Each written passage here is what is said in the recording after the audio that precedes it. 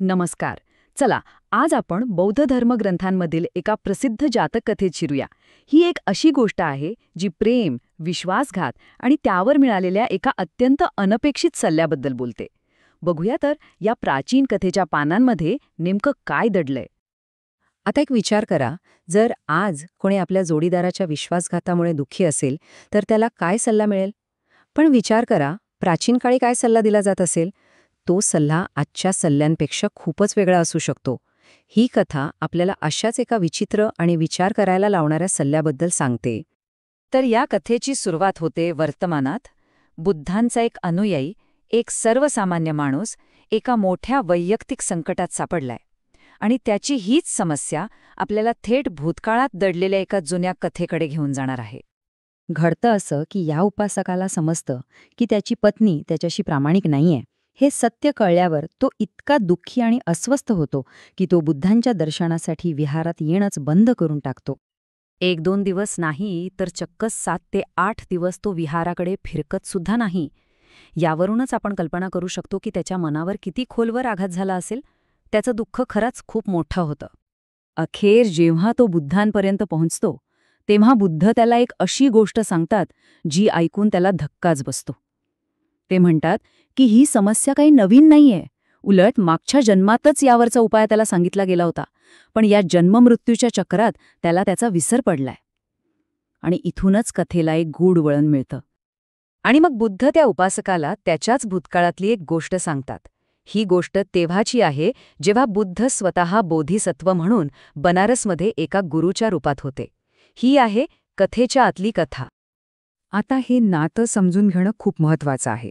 दोन्ही कथांमध्ये पात्र आणि परिस्थिती एकमेकांशी जोडलेली आहेत. म्हणजे बघा, वर्तमानातला जो दुःखी उपासक आहे तोच भूतकाळात बोधिसत्वाचा शिष्य होता, आणि आजचे बुद्ध तेच त्या काळी त्याचे गुरु म्हणजेच बोधिसत्व होते. आणि अडचण तर अगदी तीच होती. तर मग कथा आपल्याला घेऊन जाते प्राचीन बनारसमध्ये. तिथे बोधिसत्व नावाचे एक महान गुरु होते, ज्यांची कीर्ती सगळीकडे पसरली होती. त्यांच्या एका शिष्यावरही अगदी अशीच, म्हणजे पत्नीच्या विश्वासघातामुळे दुःखाचा डोंगर कोसळला होता.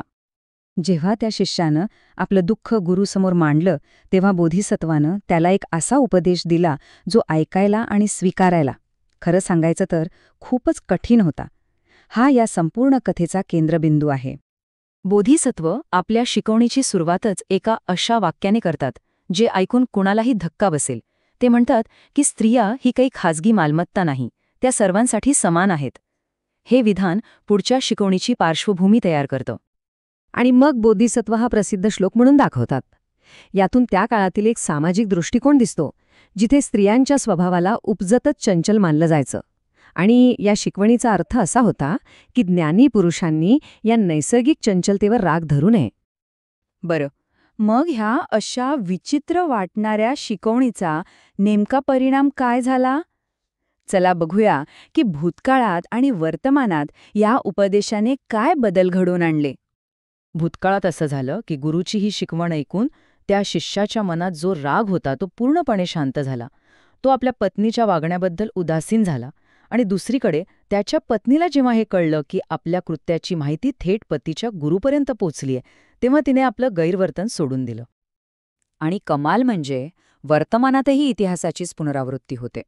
जेव्हा त्या उपासकाच्या पत्नीला समजतं की स्वयं बुद्धांना तिच्या वागणुकीबद्दल माहिती आहे, तेव्हा ती सुद्धा आपलं चुकीचं वागणं सोडून देते.